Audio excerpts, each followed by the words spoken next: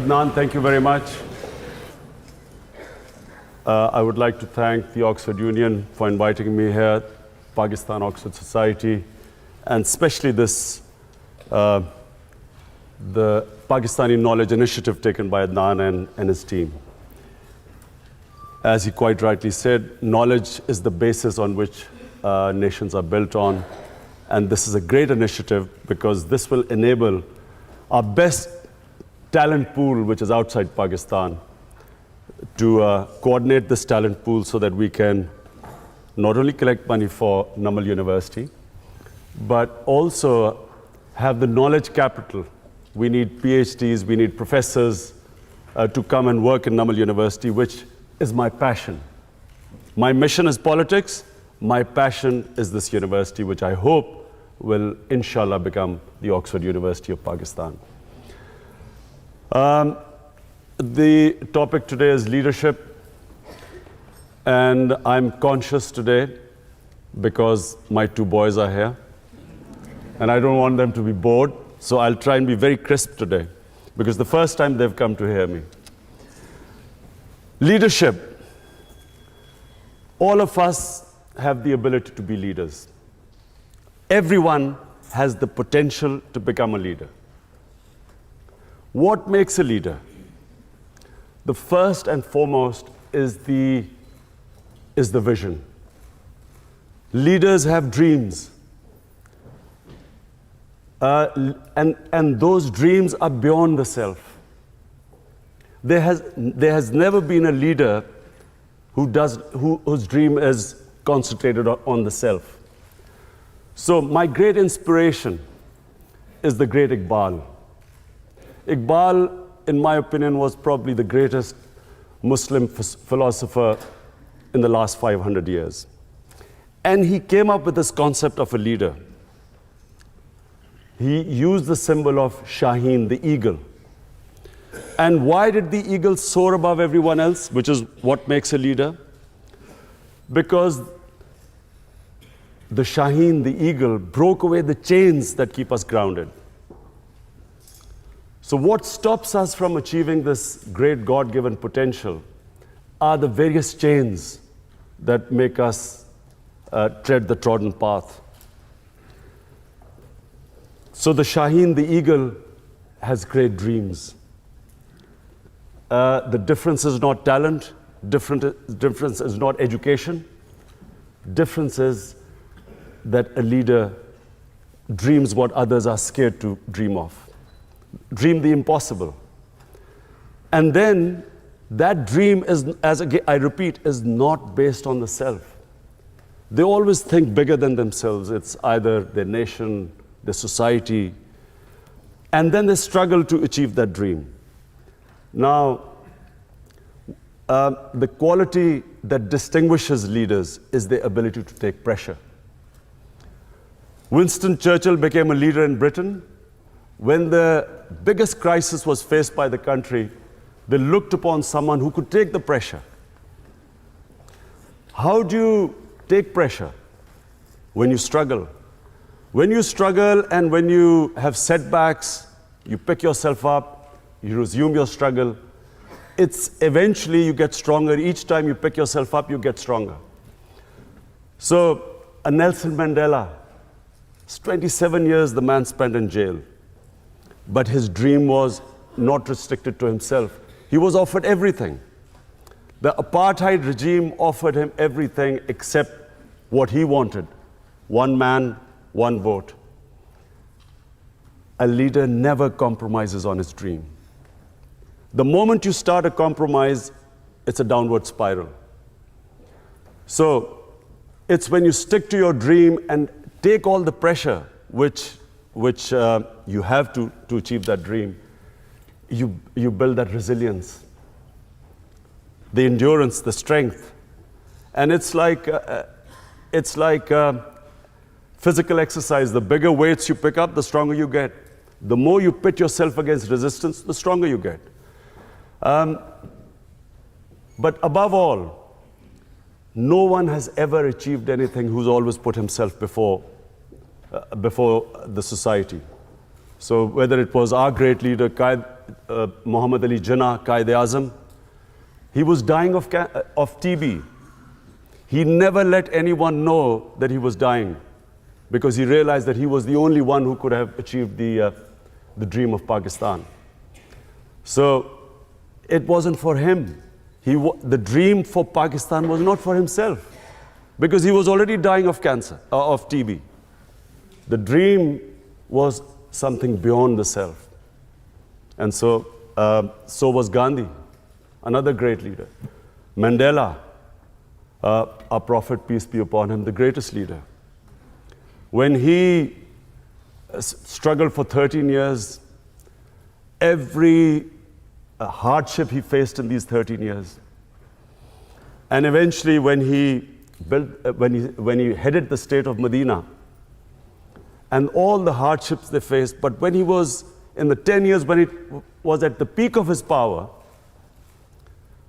the famous address at Arafat, where 100,000 people standing and him addressing them from the Mount of Arafat.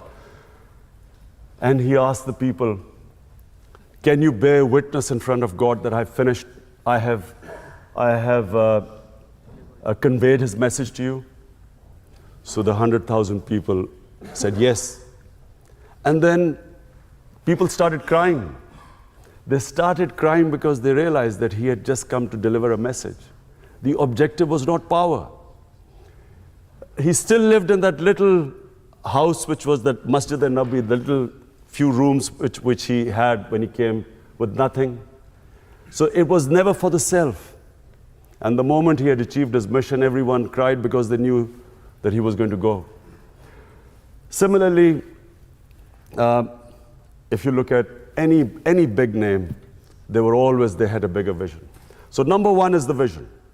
Number two, a leader can only achieve his mission if he conquers his fears. The biggest impediment in the way of people achieving their mission is that they get scared. They get scared of humiliation, failure. A lot of people don't attempt things because they're scared that people will laugh at them. People get scared because they're scared they'll lose their livelihood. I'll lose my job, I might not get a better job, and so they don't take a risk. And then, of course, above all, the greatest fear of death. That stops people from chasing their dreams. So fear is the biggest impediment in the way, not just of someone becoming a leader, but from anyone achieving their potential in life. It's fear that stops us along the way, makes us compromise. In my 13 years in politics, so many times, in 16 years in politics, so many times, I was offered compromises to become part of a government, accept something less. There's always a temptation during bad times to accept something lesser than your dream. And that's where the downward slide, as I said, starts. So fear is, you get scared along the way, people will say you can't do it. The moment you accept in your mind that you can't do it, you won't do it. As long as you think, as long as you do not accept defeat, failure cannot defeat you. You only lose when you give up. As long as you keep pursuing your dream, every setback is a time to analyze where you went wrong.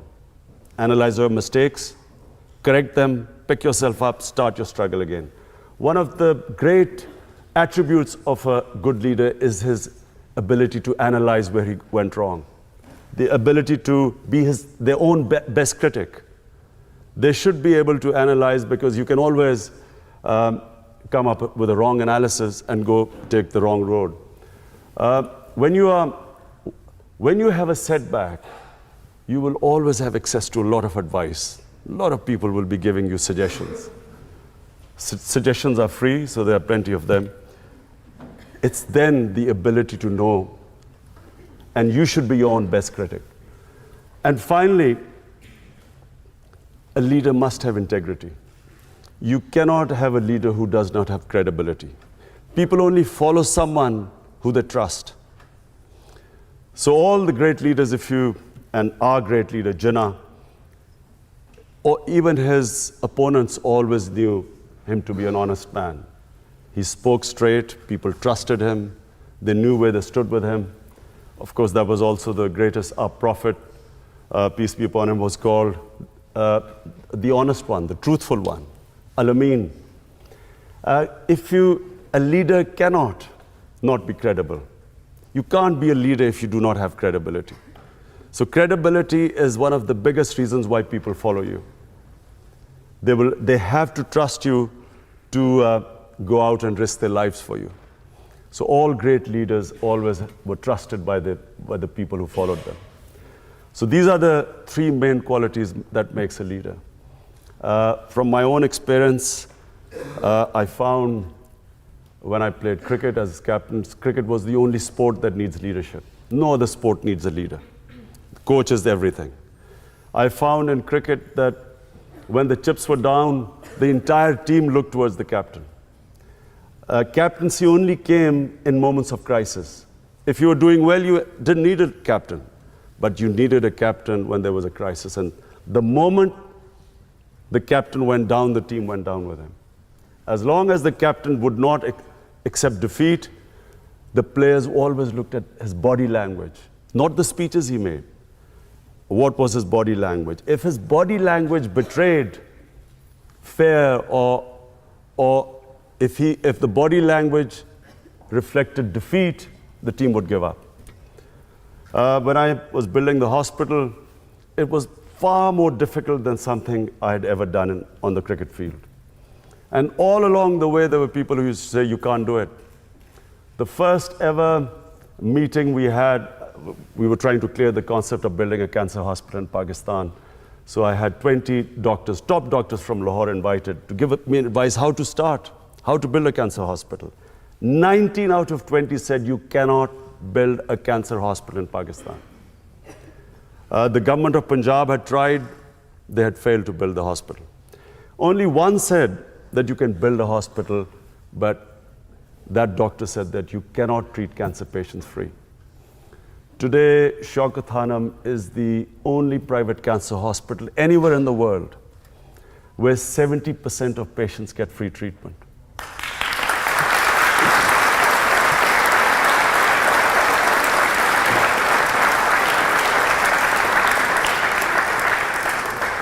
It was awarded by the World Health Organization.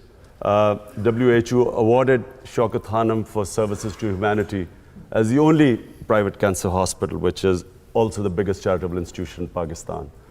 And then when I came into politics, for most of my 16 years of politics, people laughed, made fun of me. He's too naive, doesn't understand politics. And all along the way, I was told one thing. To succeed in Pakistani politics, you have to do as the Romans do. So you have to make compromises and so on. And I was always offered compromises.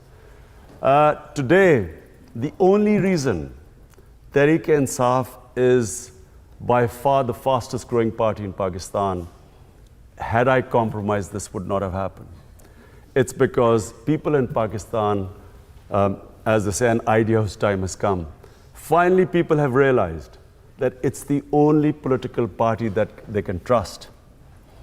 Tehreek-e-Insaf is the fastest growing party in Pakistan's youth because the youth wants change. And although even the other status quo parties talk about change, the youth of Pakistan today trusts Tehreek-e-Insaf.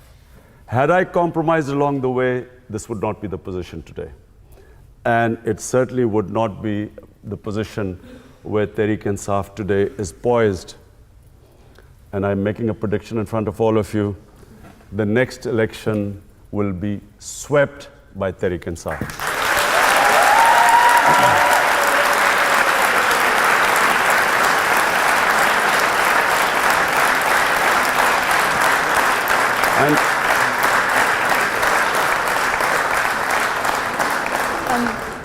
On behalf of both the Oxford Union, Oxford University Pakistan Society, and I think everyone here. I wanted to say a huge thank you, Imran, for coming today and for giving this hugely inspirational talk. I really think I speak on behalf of everyone here when I say that your thoughts on leadership, on overcoming every single fear that we have, and on standing up for what is right are things that we all need to think about a lot, especially for those of us who are students and are looking towards going perhaps into politics later on.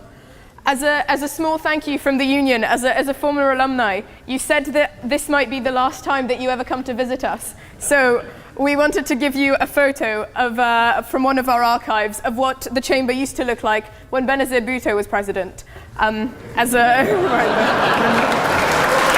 Thank you.